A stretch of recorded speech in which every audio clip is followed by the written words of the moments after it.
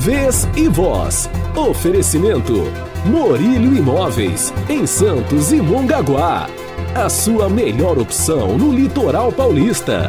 E Chefs On Gastronomia, Delivery e Buffet. E sua festa ao melhor estilo.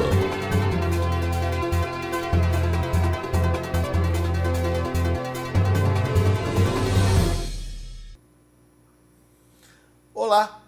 A intolerância religiosa santista, a falta de iniciativa da Prefeitura e um trâmite legislativo desnecessário está condenando a estátua de Iemanjá ao esquecimento. A peça está escondida em um canto no Teatro Municipal, onde fica também a Secretaria de Cultura de Santos. Seria instalada na orla no dia 2 de fevereiro passado, dia da Rainha do Mar. No entanto, cerca de 8.000 pessoas estão até hoje frustradas. Só um pedestal de concreto vazio se encontra na Praça Vereador Luiz La Scala, próximo ao Canal 6. Para falar sobre a intolerância religiosa, eu converso com o advogado Flávio Viana, da Comissão de Igualdade Racial e Verdade da Escravidão Negra, da OAB. Olá, doutor Flávio, muito obrigado pela participação. Eu que agradeço o convite, é sempre uma honra voltar aos estúdios do Diário do Litoral. A gente está sempre conversando, tem matérias a respeito e é um grande prazer estar aqui. Doutor, vamos fazer uma pergunta que eu quero esclarecer logo no começo para as pessoas. Estado laico, né? Explica Perfeito. isso, porque o Estado laico as pessoas pensam que não pode ter nenhuma imagem.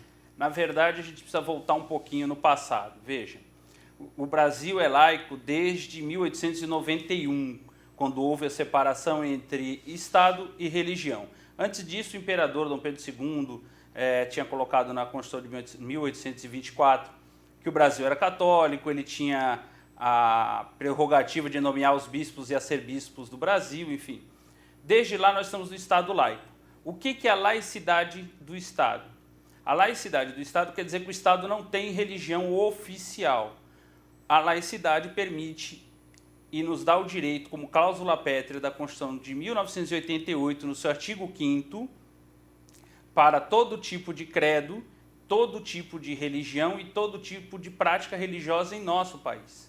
Quando a gente fala em Estado laico, as pessoas confundem com a simples falta de qualquer religião, como se o Estado laico nos desse o direito de eliminar todas as religiões.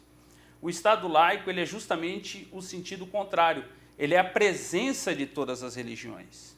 Quando você tem um Estado laico, você permite que todo tipo de religião seja praticada no país, que todo mundo tenha liberdade religiosa para decidir o seu credo e mudar, as pessoas se convertem, mudam ao longo do tempo, a gente tem um crescimento das religiões neopentecostais bem grande no Brasil, num país que era eminente católico, era o maior país católico do mundo, e o Estado laico permite isso. No caso, especificamente, das repartições públicas e dos locais públicos, as decisões judiciais vêm dizendo que você tem o direito de estar representado. Todas as religiões devem estar representadas em algum ponto ou em algum momento, porque há um direito de igualdade também previsto no artigo 5º da Constituição Federal. Se nós vamos tratar todos iguais, todos têm que estar representados, todos devem ser autorizados a fazer os seus cultos e, obviamente, devem ter suas imagens ou seus símbolos ou suas demarcações, tanto nas áreas públicas quanto nas áreas particulares. Ou seja, se tem muitas imagens católicas e evangélicas, teria que ter também imagem da religião afro também, Esse é o princípio da igualdade. Sim. Eu tenho que tratar todo mundo igual. Independente da Constituição de 1891, obviamente o Brasil até recentemente era o maior país católico do mundo. Então eu posso te listar aqui brevemente 20 e tantos estátuas e monumentos na cidade de Santos sobre religião, não só sobre a religião católica. Aí eu posso destacar a Praça Allan Kardec, que tem um busto de Allan Kardec, que é o espírita kardecista. Eu posso te destacar a Praça da Bíblia, que tem mais uma invocação evangélica. E, obviamente, a maioria dos monumentos de Santos são voltados à religião católica. Então, você tem o Padre Bartolomeu de Gusmão, você tem o São Pedro Pescador no Ibaré, você tem o Cristo de Areia na entrada de Santos, que foi até restaurado recentemente. Então você tem uma provisão enorme de símbolos e imagens católicas, espíritas, kardecistas, evangélicas, né, pentecostais, e infelizmente Santos não tem uma imagem de religião de matriz africana. E quando a gente fala de religião de matriz africana, nós temos dois contextos. Ao mesmo tempo em que essa imagem representa uma religião, que na verdade não é uma religião, é um panteão de religiões, você tem aí Umbanda, Candomblé Queto, Candomblé Angola, Tambor de Minas e outras tantas religiões de matrizes africanas, você também representa a cultura e o povo negro. E você precisa ter essa expressão, porque se você olhar pelos dados, os dados oficiais do IBGE, nós temos mais de 56% dos brasileiros negros ou pardos. Então, além da intolerância, num certo ponto, há um racismo também embutido aí, né? Na verdade, é uma questão de racismo institucional. A gente discute muito isso juridicamente, porque as entidades, as instituições, o Poder Judiciário, o Poder Executivo, o Poder Legislativo, não só em Santos, mas no Brasil inteiro, tem essa questão de ter uma intolerância e um racismo estrutural. Tudo que é ligado ao negro, ao pardo, ao indígena, ou seja, ao não modelo eurocêntrico branco, geralmente ou é branqueado, que é o que a gente chama de apropriação cultural, ou é esquecido. Tudo que a gente tem de patrimônio histórico tombado, tudo que a gente tem de cultura tombada, geralmente é de raiz eurocêntrica. Nós somos um dos poucos países do mundo que se estuda na escola muito mais a história da Europa do que a nossa própria história. Então você tem essa dificuldade de representar essa parcela que é a maioria da população brasileira, que precisa dessa representatividade até para criar sua identidade. Você não consegue colocar um jovem, uma criança negra, com um outro destino, com uma outra visão, com uma outra identidade, se ele não se vê representado no próprio país. Se ele olha o Congresso, não tem representação. Ele vai na televisão, não tem representação. Ele pratica uma religião ou ele conhece uma cultura, não tem uma representação na cidade ou no Brasil. Então você tem essas violações de Estado laico que representam um racismo institucional e que a gente precisa combater. Eu conversei no começo do programa, eu apresentei falando que, na verdade, essa estátua está no Teatro Municipal. Eu estive lá tentando fazer uma imagem da estátua e fui impedido de entrar até para fazer a imagem da estátua. Nós conseguimos a imagem através do autor da peça, né, que me cedeu. Sim, do escultor. Me cedeu.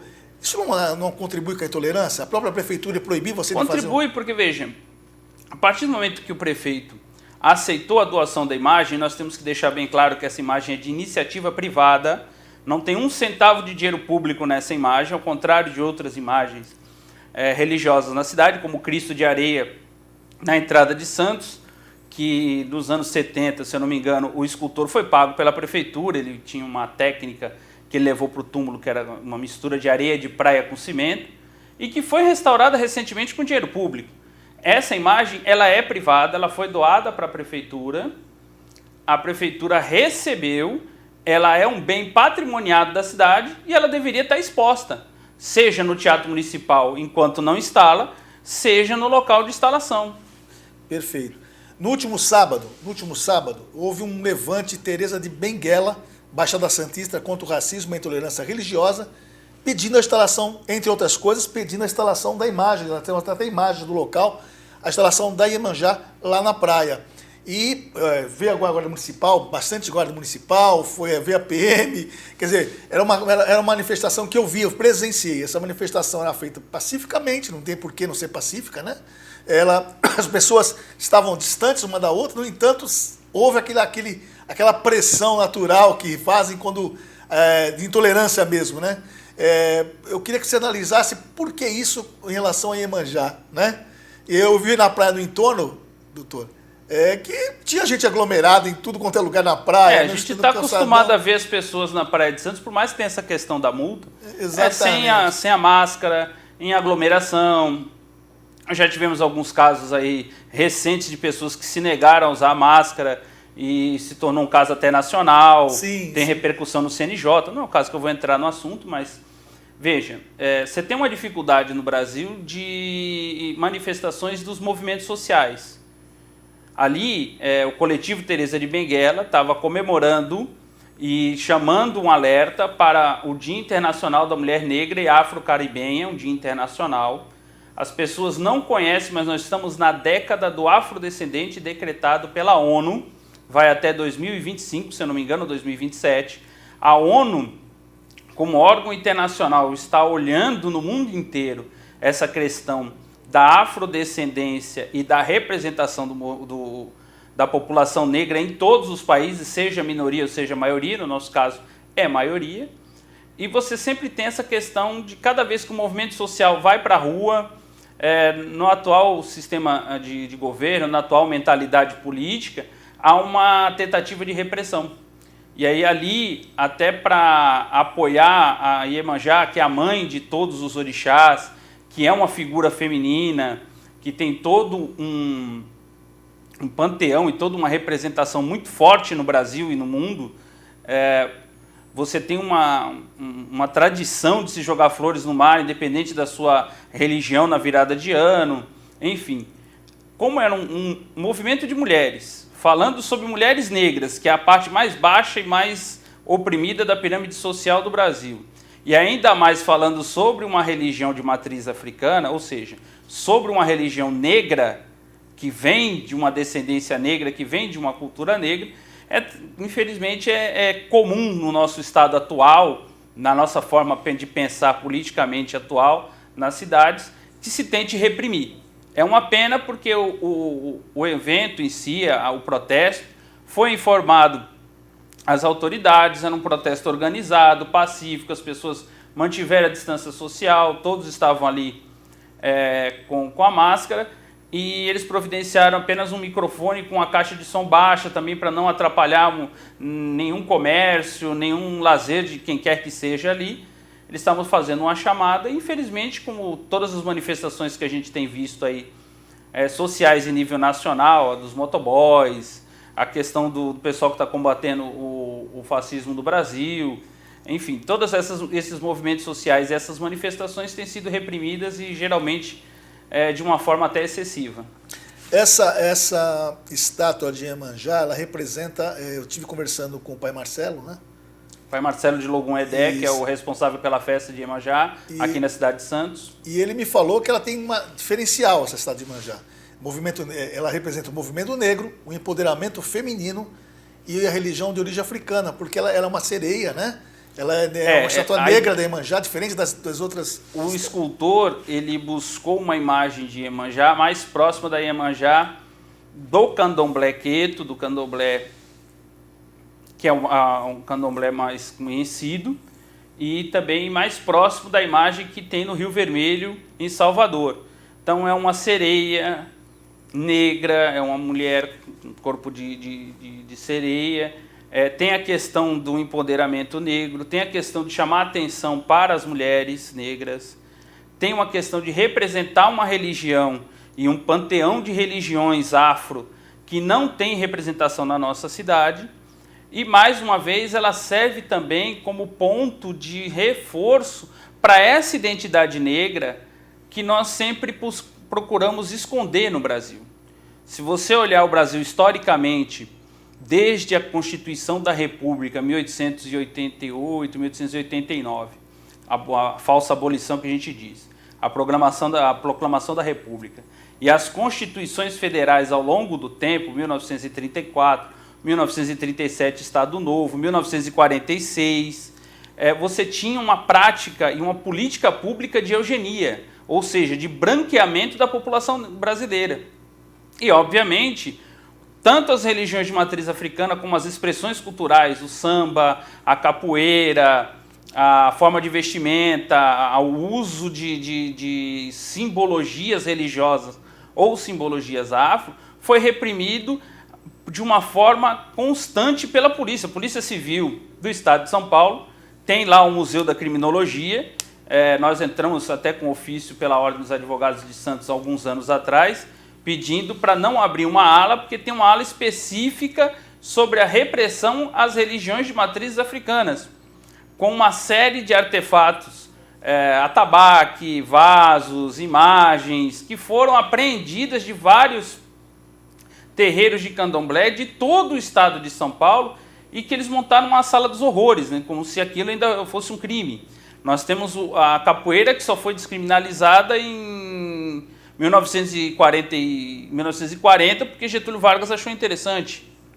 E porque o mestre Pastinha e mais um mestre de capoeira de Salvador veio ao Rio de Janeiro ensinar os policiais civis da época, os policiais militares, a lutar capoeira e mostrar como era a capoeira para que se rompesse essa barreira cultural. O próprio samba foi perseguido durante anos. Você vê que o samba carioca nasceu ali na Praça 11, dentro de um terreiro de candomblé. O terreiro não existe mais, a Praça 11 do Rio não existe mais, foi feita uma avenida ali, como a Champs-Élysées, como a nossa Ana Costa aqui, e você não tem mais essa referência do samba. Exato. Como um samba negro, como o samba afro, ou como uma expressão cultural negra, capoeira, o samba. O que nós temos de cultura afro-brasileira sobreviveu dentro de um terreiro de candomblé ou de umbanda.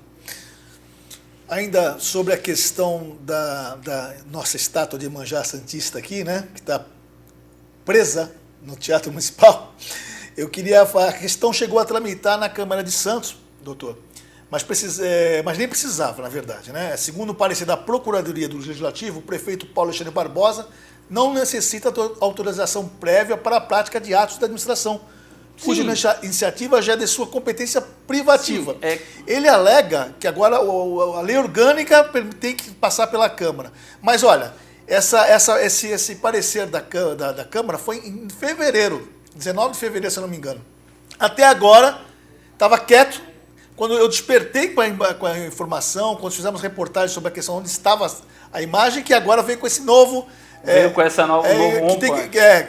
Uma das coisas que eu gostaria de deixar claro, sim, e até vou aproveitar em nome da Ordem dos Advogados do Brasil, subsecção de São Vicente, vou mandar um abraço ao doutor Eduardo Klima e ao doutor Mário Badures, que são os nossos presidentes lá, da qual eu presido a Comissão de Igualdade Racial. Eu vou te deixar um exemplar do Estatuto da Igualdade Racial, Lei 12.288 de 2010, é uma legislação nacional, faz parte de todo um sistema de promoção de igualdade racial que foi montado nos últimos 15 anos. E aqui tem um capítulo específico sobre as religiões de matrizes africanas. É a única religião no Brasil que tem uma legislação própria. E aqui se criminaliza o crime de intolerância religiosa com base na Lei K.O. de 1989.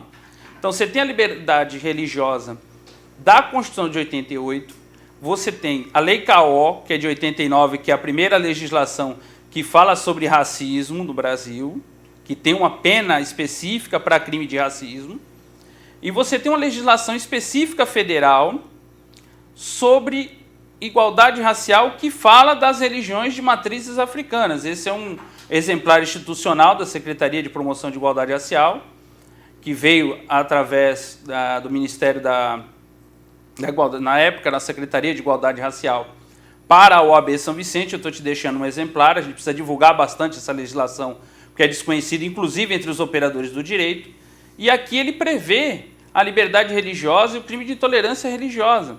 Então, veja, não há necessidade de se passar pelo legislativo algo que é de competência do próprio prefeito, que é gerir a cidade, modelar uma praça, colocar um monumento, trocar um monumento de lugar. Nós temos uma história bastante conhecida em Santos, que é a migração de monumentos na cidade. Os monumentos, tanto históricos quanto religiosos, migram na cidade.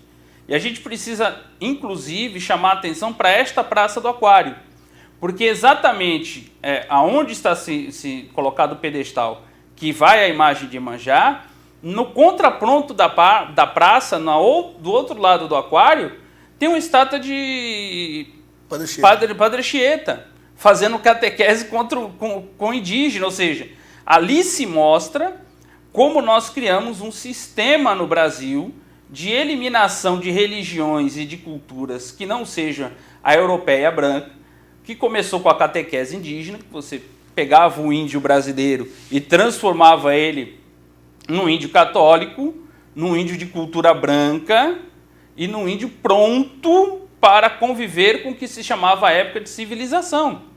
Deixa eu só tomar a liberdade de passar as mãos. Obrigado. É uma leitura interessante, uma legislação simples. Mas veja, se na própria praça você tem um monumento religioso católico que mostra exatamente o exemplo contrário do que nós queremos ver hoje, que é a eliminação da religião matriz do povo originário brasileiro, que é o indígena. Por que não, do outro lado da praça, ter uma imagem relativa à religião de matriz africana? E a gente volta a afirmar, na cidade de Santos, não há nenhuma imagem relativa à religião. Você tem uma imagem que é muito significativa para nós do movimento negro, que é a imagem de Zumbi dos Palmares na Praça dos Palmares, que representa o movimento negro, que representa a revolta do escravizado contra a escravidão, que representa a luta do Zumbi dos Palmares para manter o quilombo, mas que não tem nada a ver, que não tem nenhum sentido religioso e que não toca em nenhuma religião de matriz africana. Então há uma necessidade, até pelo princípio da igualdade, que o prefeito tome a iniciativa de colocar a imagem. Se ela vai ficar ali na praça, de frente onde é a festa tradicional, ou se ele vai colocar em outro local, é uma liberalidade dele que ele pode até discutir e fazer como um acordo com o doador da imagem, porque essa imagem foi doada pela iniciativa privada, não tem um centavo de dinheiro público nela. Mas veja, não há motivo nenhum para passar pela Câmara Legislativa, pelos vereadores, uma lei para dizer que o prefeito pode fazer o calçamento, ou pode colocar uma imagem numa praça, ou pode colocar uma placa numa rua, ou pode simplesmente trocar um calçamento, quer dizer, senão se ingessa a administração pública. Inclusive o pedestal está lá já, então não teve que passar pela... Já botaram o pedestal, já, né? Todos nós estávamos aguardando a inauguração da estátua na festa de Iemanjá, que é tradicional, no 2 de fevereiro. E nós ficamos atônitos porque houve uma notícia naquele momento que houve algum problema técnico-administrativo e tal, mas isso foi em fevereiro. Nós estamos praticamente em agosto, e nós não temos nenhuma outra informação da prefeitura, a não ser pressão política. Há um abaixo assinado, segundo dizem, porque eu não vi o abaixo, eu não vi o documento, com 8 mil assinaturas de moradores da Ponta da Praia que não querem a imagem na Ponta da Praia. Que é o que é muito estranho, porque a Ponta da Praia é um local aberto, a festa está lá há mais de 10 anos, já faz parte do calendário da cidade. Todo morador da cidade, seja simpatizante ou não de religião, de matriz africana ou da própria Iemanjá, está acostumado com a festa ali, então não tem motivo. E a própria liturgia da festa, ela é ecológica, ela não prevê, não se coloca vela aos pés de Iemanjá, não se coloca nada digamos assim, de despacho, que é pejorativo, mas não se coloca nada religioso em torno da imagem.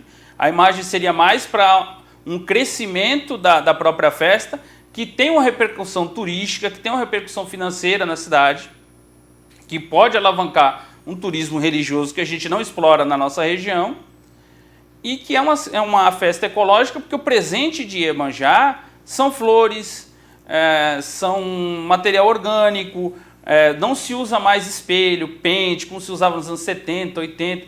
Todo o perfume é derramado diretamente nas flores. O barco é de madeira, uma madeira fácil de desmanchar, geralmente é uma madeira simples. Você leva o mar numa procissão marítima e você faz a entrega para o orixá em alto mar. Então essas flores, esse barco, ele não volta para a praia, ele não polui a praia. Então não há um sentido do porquê uma população da Ponta da Praia, que está acostumada com a festa, se recusar ou tentar de alguma forma fazer pressão política para não ser colocado ali. Mesmo que não fosse para aquele local, é discricionariedade do senhor prefeito colocar a imagem que ele recebeu em doação.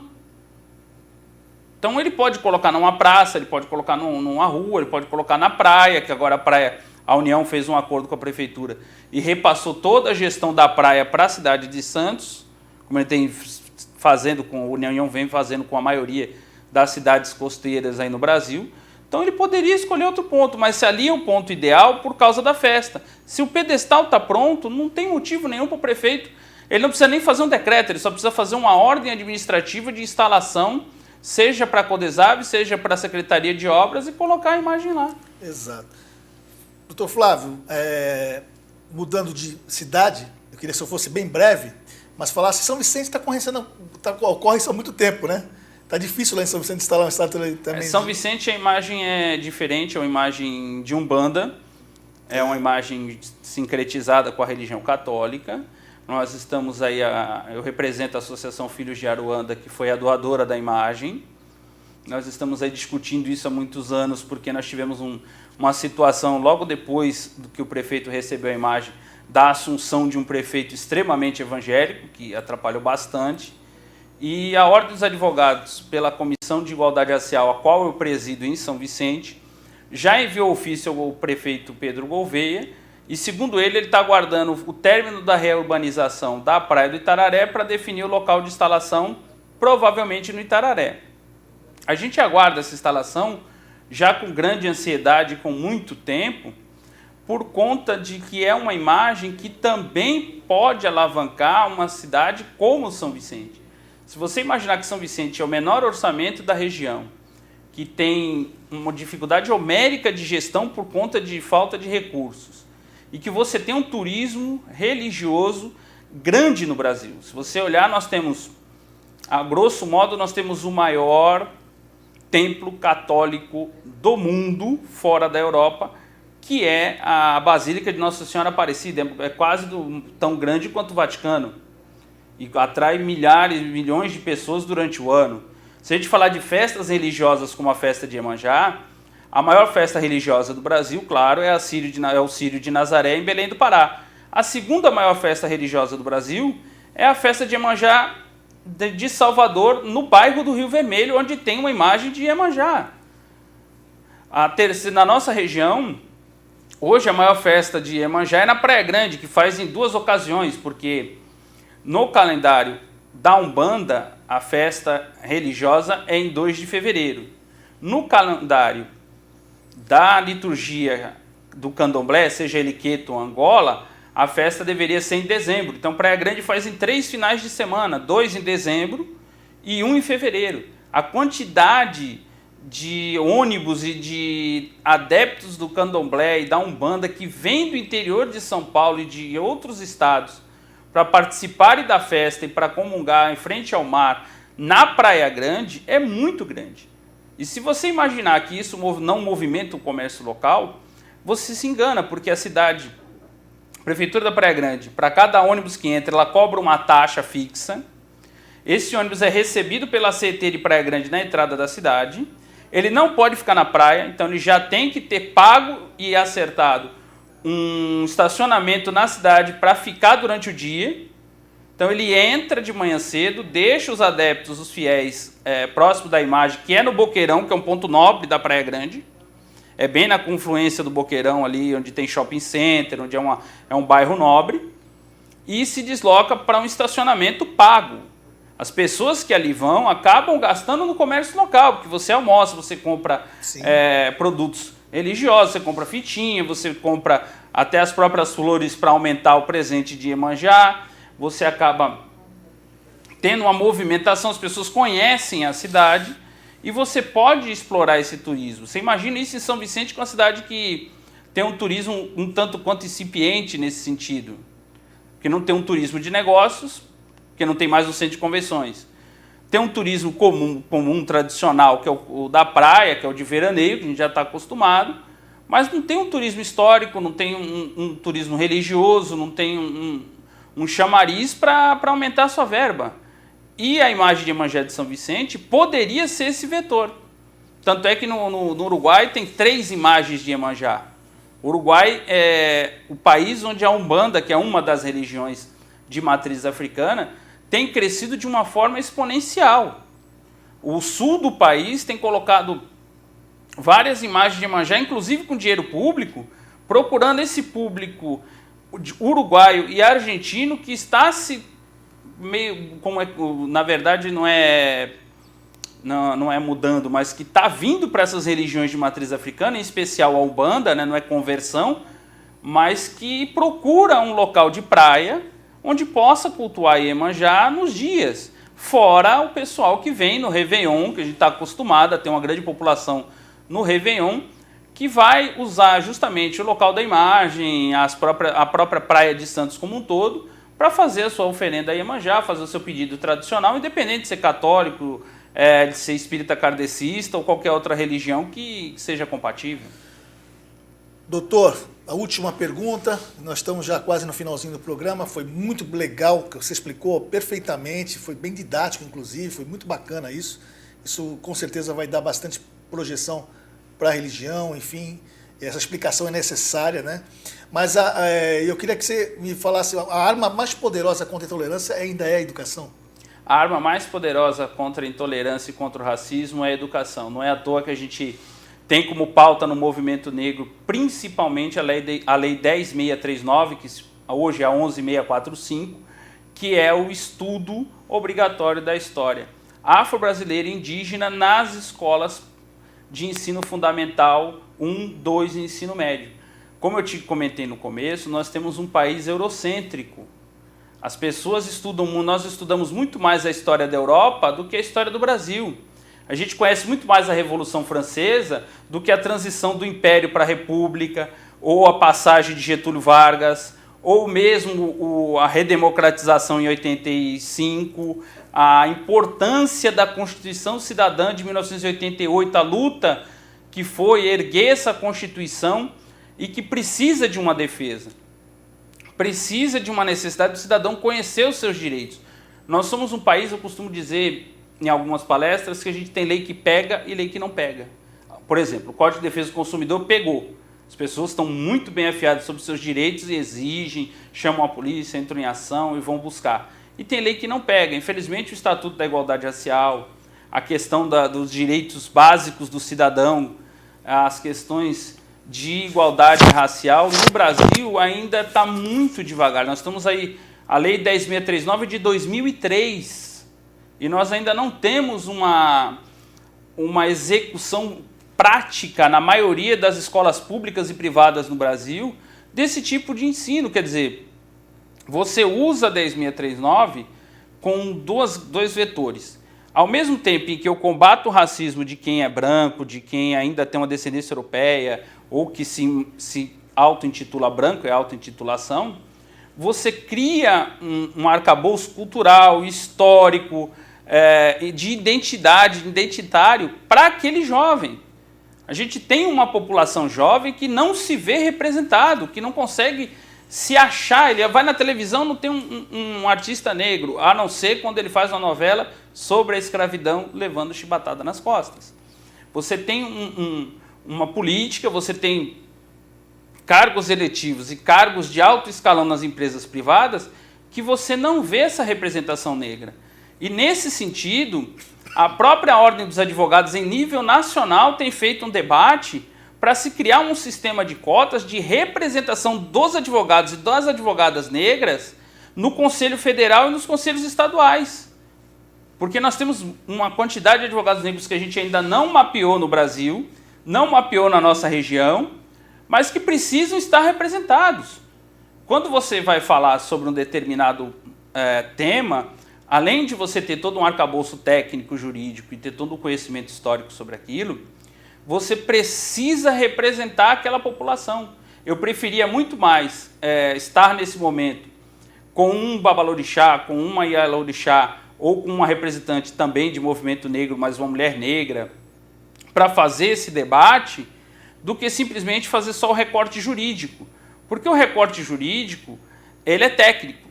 E você vê que eles usam o Estado laico, eles dão aquela distorcida de conceitos para poder colocar a situação de uma forma como se nós estivéssemos procurando driblar a lei para colocar uma imagem. Não é o caso. É justamente o contrário. O Estado laico previsto na Constituição, a liberdade religiosa prevista na Constituição, o Estatuto de Igualdade Racial, ela nos dá esse direito de nos ver representados, seja adepto da religião ou não. por uma questão de que a maioria do povo brasileiro, vem de ascendência afro-brasileira ou indígena, a maioria de afro-brasileiros. Então a gente precisa dessa representação, precisa contar essa história, porque a maioria dos nossos alunos nunca ouviu falar de Dandara, mal ouviu falar de Zumbi, não conhece a revolta dos malês, não vê a contribuição do negro na cultura, na língua, na nossa forma de se vestir. Parece que o negro ficou congelado ali naquele pedaço entre os 300 anos de escravidão, aí vem o imigrante europeu branco e o negro desaparece. Exato. E aí você não vê ele na história, nem na estatística de pobreza, nem na estatística de exclusão social, nem na estatística do grau de estudo, da quantidade de tempo de estudo ou do nível de instrução. Então a gente precisa mudar isso no país, até para que a gente integre o povo brasileiro. O que faz um povo, o que faz uma nação, são as suas pessoas, é o seu povo. Um Brasil como nação só vai existir quando o povo brasileiro se identificar com o seu Estado-nação. Não adianta você usar um símbolo, a bandeira, a camisa da seleção, bandeira do Brasil, bandeira do Império, hino do não sei o quê, impor o hino para o aluno cantar, se ele não se vê nesse país, se ele não se entende como brasileiro, se ele acha que ele está numa situação solta, se ele não se vê como cidadão ativo, se ele não pode ser um sujeito de história, um sujeito ativo da história, um sujeito de direitos, um cidadão que possa tanto defender os seus direitos, como propor mudanças. Ok, professor, advogado, Flávio Viana, foi um imenso prazer. Esse assunto não vai se esgotar aqui, que você já me deu gancho para vários programas. Que bom, Adão, que bom. Eu espero ter esclarecido o nosso telespectador. Eu espero ter deixado clara a questão jurídica e eu continuo à disposição, tanto a Ordem dos Advogados do Brasil, tanto Santos quanto São Vicente, quanto a minha pessoa como advogado cidadão, historiador, enfim. O que a gente puder fazer para contribuir no debate, para mostrar um outro lado da moeda, nós estamos à disposição. Quem também pensa o contrário tem a liberdade de vir e expor o seu ponto de vista, por que não? A gente fazer um debate, ou seja o que for, ou uma sequência de matérias, enfim. Ok. Muito obrigado. Eu termino o Vez e Voz com a seguinte frase de Anaiá Silva, terapeuta sistêmica e mãe de santo umbandista. Existe uma falta de conhecimento do que é macumba, que é apenas um antigo instrumento de percussão de origem africana. Tentam desonrar algo que é muito sagrado para mim. Acho que falta amor, empatia e respeito entre as pessoas. O Vez e Voz fica por aqui.